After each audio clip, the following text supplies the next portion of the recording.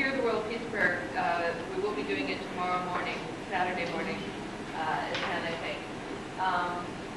So this is my 72 Hours for Peace, which is a URI initiative and a World Peace Prayer Society initiative around the world. The Friday, Saturday, and Sunday of the new millennium, the holy days of the Abrahamic religions, will be called for nonviolence between nations, in the streets, in the homes, nonviolence for 3 days on Earth. And so it's also my Goddess 2000 project, and the mural was actually 8 foot by 9 foot on 3 by 8 mahogany panels that we like to carry it around to ritual. And the objective is to bring images of the female divine back into the world. So there are a tremendous number of wonderful projects going on all over the world. You can go to goddess2000.org. There's lots of information there. And 72 Hours for Peace, you can find out more about at united-religions.org or at one of the URI booths here at Parliament. Thank you. Well, I would like to begin this presentation just getting a show of hands of how many people here have heard of Brighid either as a saint or as a Celtic goddess. I can get a show of.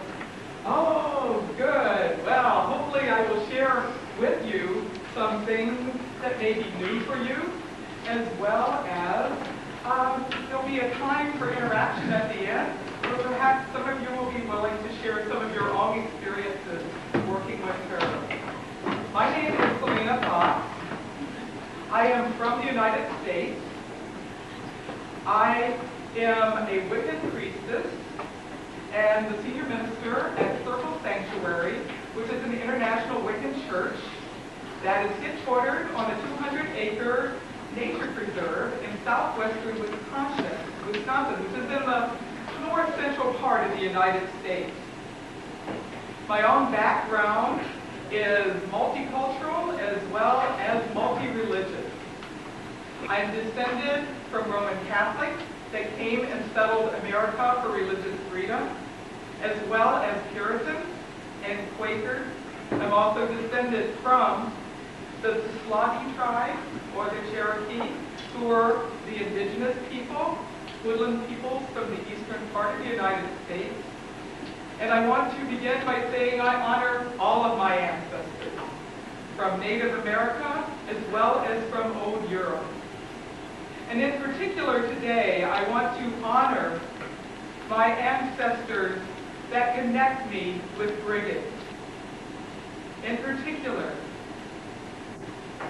my great-great-grandmother, Elizabeth Ann Weems, who is descended from the House of Weems that has lived on the shores of the Firth of Forth in Fife, Scotland for more than 1,000 years, and whose lineage goes back to Clan MacDuff, an ancient clan of the Scots people that in turn is descended from a line that brought together the ancient Irish royal lines and the Pictish royal lines together in the House of Dunkeld. I'm descended from the last hereditary abbot of Dunkeld. And what my ancestors did was keep the sacred site of Brighid at Abernethy in Fife, Scotland. And yes, before that, some of those ancestors and ancestors of ancestors were from old Ireland. And so I wish to honor my Irish roots as well today. Before I realized my descent from people who were keepers of a sacred site of Brighid, both as Saint Brighid during Christian times, as well as Brighid during pagan times, I had already connected with her as an aspect of the divine. I had connected with her as Saint Bridget through my connections with the Roman Catholic world, and I had connected with her as Brighid through my connections with the pagan world. When I use the word pagan, I use it to mean the nature wisdom traditions that are rooted in ancient Europe. There are some dictionary definitions that have some other meanings of pagan, like we aren't religious, has no morals, I'm not using it in that way. I'm using it from the old Latin, agani, dweller in the country. And I'm using it how it's being used today with greater frequency in academia, basically meaning a practitioner of nature religion. And in particular, I'm talking about contemporary nature religion that draws on the ancient roots and weaves them together for our contemporary times. I would like to invite those of you who wish to do so to be in a prayerful mode according to your own spiritual tradition or philosophy. Or if that doesn't feel right, then you can watch me. And I have an excerpt from a traditional invocation of Brighid. It comes from a collection of ancient Scottish invocations, chants, and poetry that were collected in the last century from the folk in the Highlands and the west parts of Scotland. This is from the chapter known as the Supplication of the Saints, and this is known as the Praises of Brighid. Brighid of the mantles, Brighid of the peaky, Brighid of the twining hair, Brighid of the augury,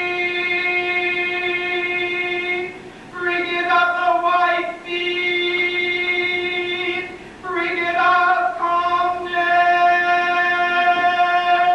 Brighid of the white palms, Brighid of the kind, Brighid woman comrade, Brighid of the peaky, Brighid woman helper, Brighid woman mild, Brighid of the mantles, Brighid of the peaky, Brighid of the twining hair, Brighid of the augury.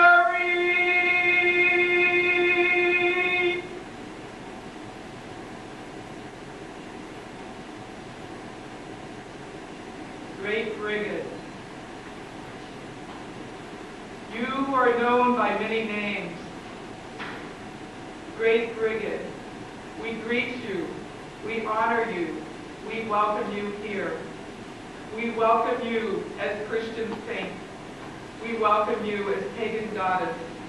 We welcome you as multicultural dimension of the divine feminine. Brighid, be with us.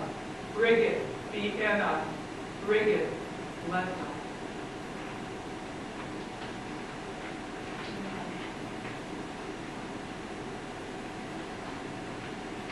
Brighid. Who is Brighid? If you go into the Celtic text, you're going to find a variety of tales as well as theories. Certainly, part of what has come down to us about her is her name. Her name, Brighid, or Bridget, or Bride. In fact, the word bride in the English language has its roots in her name. So every time you see a wedding and you hear, here comes the bride, bride, Bride, Brighid. It's one of her manifestations. She is known not only as a single goddess in those pre-Christian times through the Struzza, but also as a triple goddess, sometimes seen as three separate goddesses, all with the same name, sometimes seen as a unified goddess with three aspects. The goddess of inspiration, she who guides poets and seers, she who inspires prophecy, augury. Brighid, the healer, she who brings wellness, protection, fertility, she who blesses women who are pregnant, women who are giving birth, she who blesses crops and fields and livestock. Brighid of the smith's art, of the forge of blacksmiths, of making ale, of weaving, of dyeing wool. She who guides craftspeople in their work. So she of the crafts, she of healing, and she of inspiration. For me, I see them as all part of one Brighid. Her name, many say, comes from a title rather than a forename. A title that is a title of power and authority. And her name has been translated by many to mean exalted one. Some say that she is the same facet of the divine known as Brigantia, the goddess of the Briganti tribe of North Britain. And indeed, if you look back into pre-Christian history, you will find many people throughout Europe honoring Brighid by many different names. Brigid from Wales, Bride, Brigadou,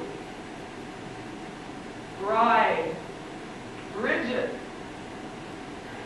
By whatever name, you will find several symbols associated with her. The sacred flame, fire, illumination, and she is very linked with that illumination, that spiritual flame, not only in pagan times, in Christian times, and in contemporary times where we have both pagans and Christians honoring her. Also, you'll have her associated with a variety of different creatures.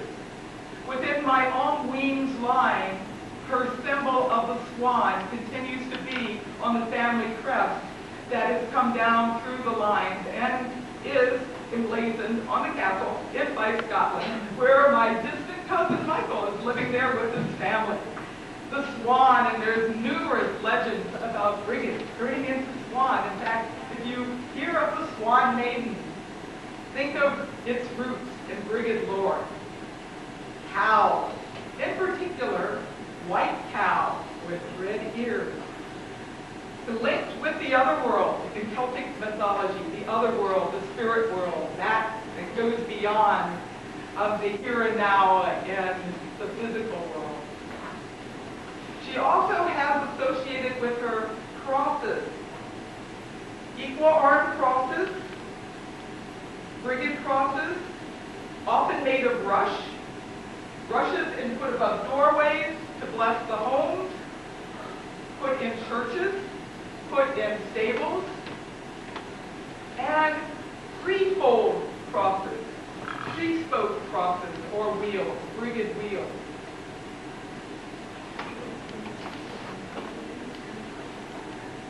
Maybe I can even draw. There we go.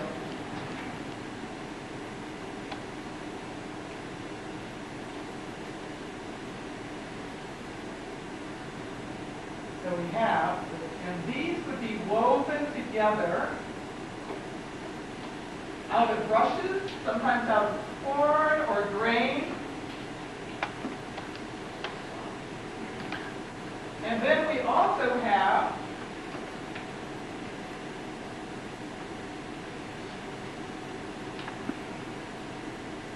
back, and sometimes it takes the form of 3 spirals all woven together like this. So those signs have been associated not only with Brighid, but with the saint Bridget.